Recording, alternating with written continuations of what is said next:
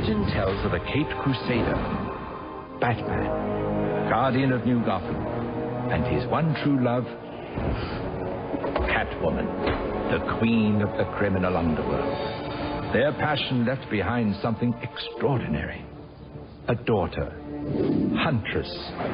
Half metahuman, she has taken up her father's mantle and under cover of the night fights to protect the innocent and helpless. Joining her in this struggle, Oracle, who was once Batman's protege, Batgirl. She was caught in the crossfire of the war between Batman and Joker.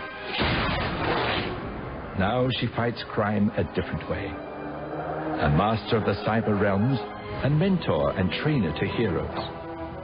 Together they have taken in a young runaway, Dinah, a metahuman herself, with powers to open hidden doors to the mind, powers that she is only beginning to explore. Together, these three are the protectors of New Gotham, the birds of prey.